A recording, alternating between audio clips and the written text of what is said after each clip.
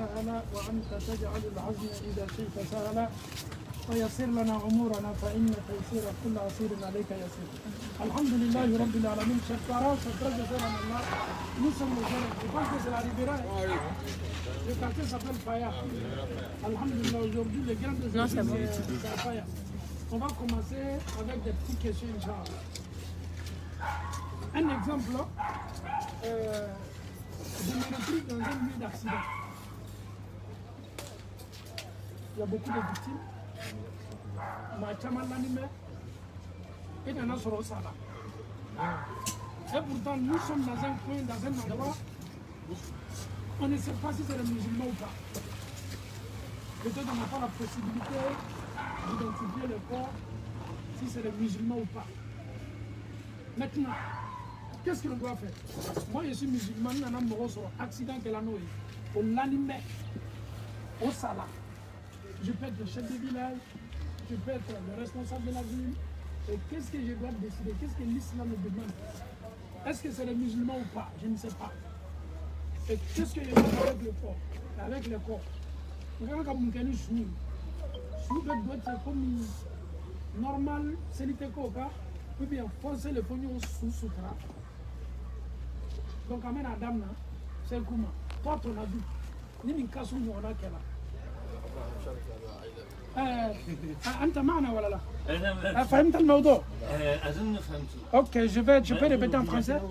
Je répète en français. Je me retrouve dans un lieu où il y a eu accident. Il y a eu beaucoup de décès. Ça peut être un village, ça peut être une ville. Au fait, ceux qui sont décédés, je ne sais pas si c'est des musulmans ou des non-musulmans. Donc, qu'est-ce que je dois faire? Comment je dois les enterrer? Est-ce que ces cadavres-là méritent une prière? Ou bien on doit bien les protéger comme un corps musulman? Donc c'est ça la question. Donc je vais commencer par le cheikh, chacun va donner son avis. Donc cheikh, Inch'Allah.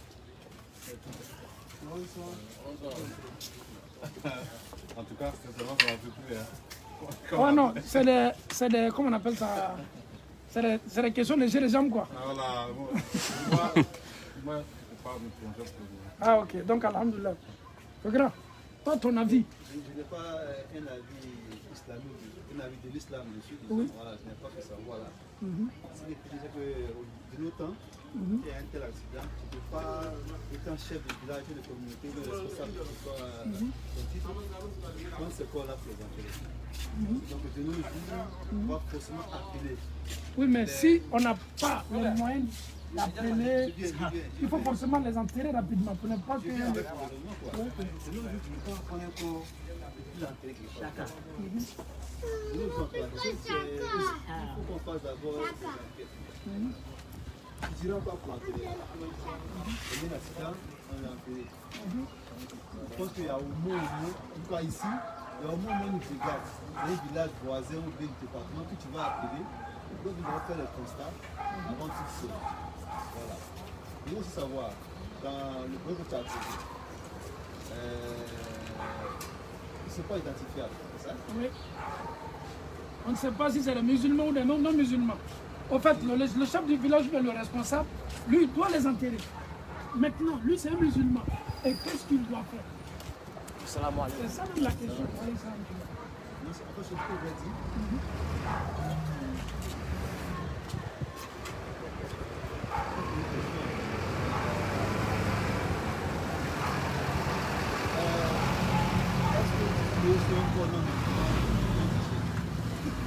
Non, moi, je ne peux pas répondre à ça d'avance. En fait, moi, j'ai posé une question, j'ai posé un problème à nous. Donc, il faut que chacun essaie de donner son avis.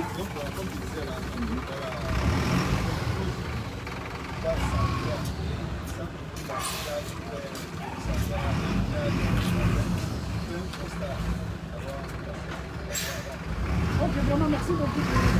On va demander à Cheikh, Inch'Allah. C'est vous. Myriam, la main est là.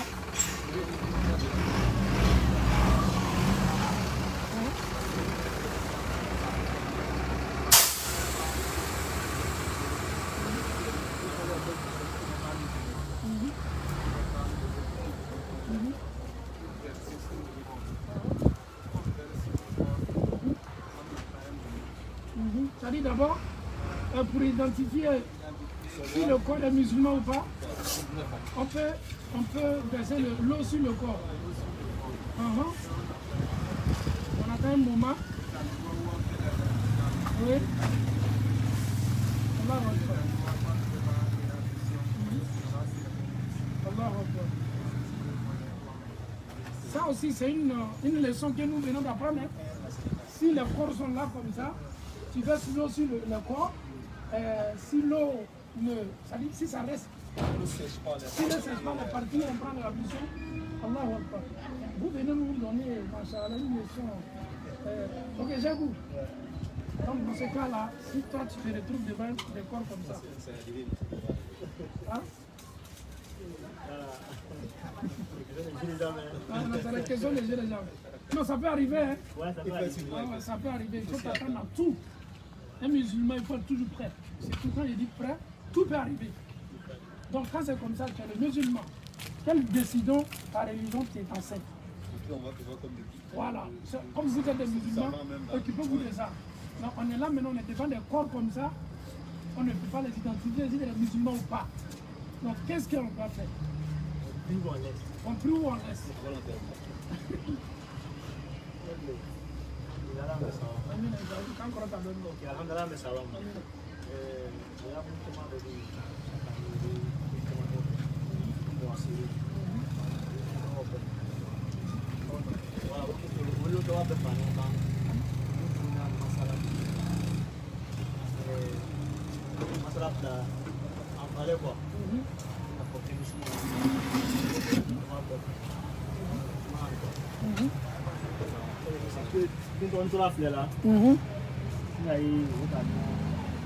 Ça m'a questionné.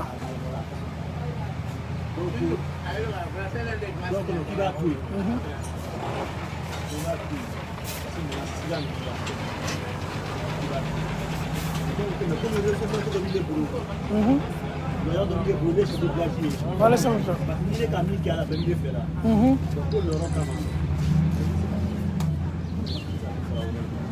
Ok, alhamdulillah. Youssouf Qaradawi.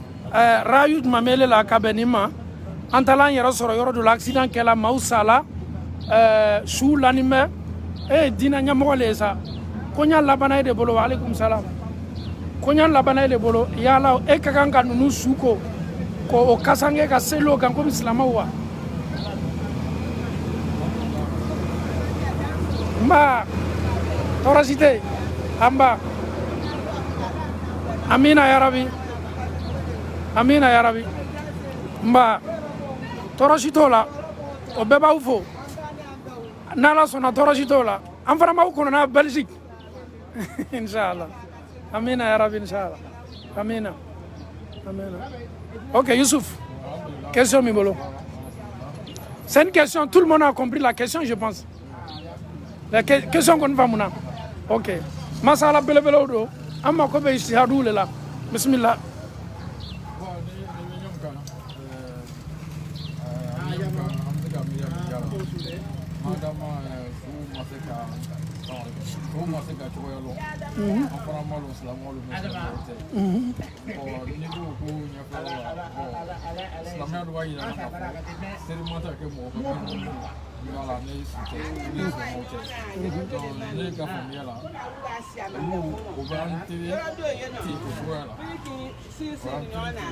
Même sans bénéficier de la prière.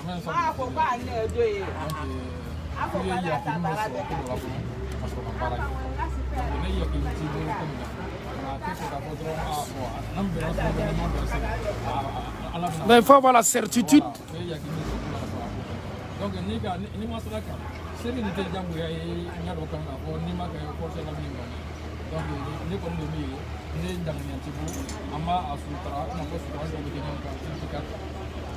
Ok, Cheikh Abdourahmane, ton avis sur la question,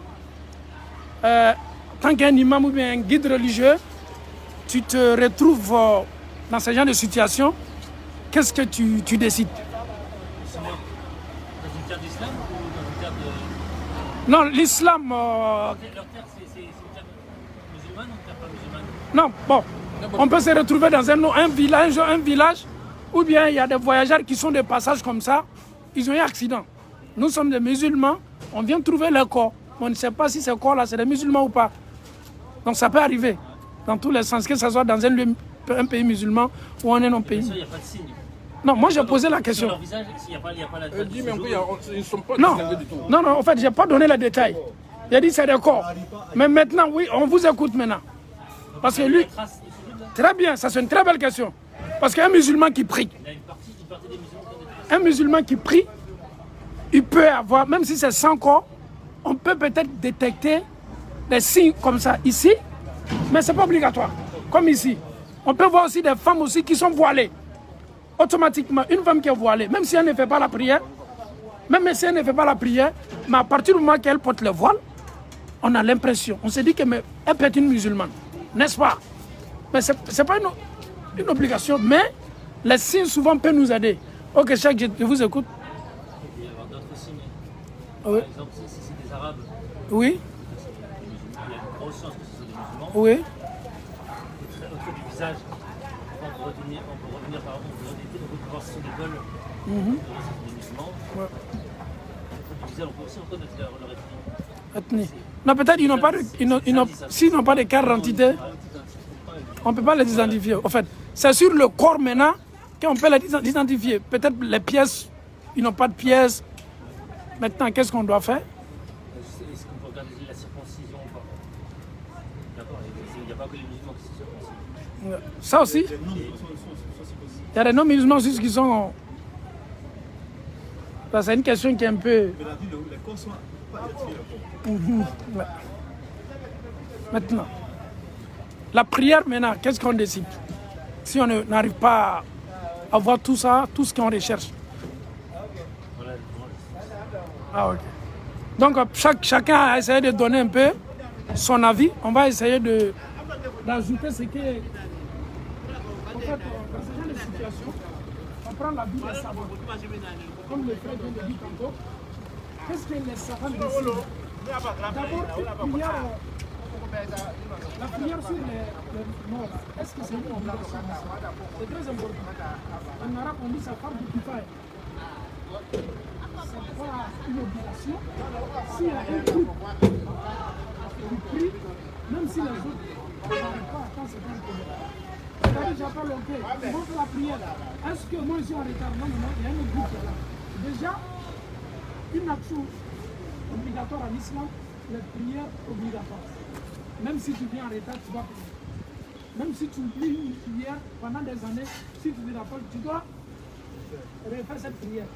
Mais la prière sur une personne, c'est très important. Hein? L'islam, c'est très important. Parce qu'Allah dit à son nom, le prophète dans le Saint-Coran, il ne faut pas prier sur les hypocrites. Donc, ce n'est pas permis à un musulman de faire la prière sur un non-musulman. Ce que nous voyons aujourd'hui sur les réseaux sociaux, un musulman aujourd'hui se permet à faire des invocations sur les non-musulmans. C'est devenu aujourd'hui, on ne se pose même pas la question, oui, quand tu parles, on me dit, mais vous êtes trop dur, vous les musulmans, c'est les êtres humains.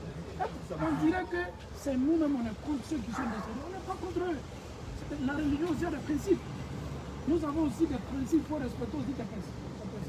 Donc, dans ces cas-là, qu'est-ce qu'on doit faire? Déjà, à partir du moment que la prière, là, elle n'est pas obligatoire, ça, déjà, on sait. Maintenant, le guide, qu'est-ce qu'il doit faire? Il doit commencer à bien regarder les corps.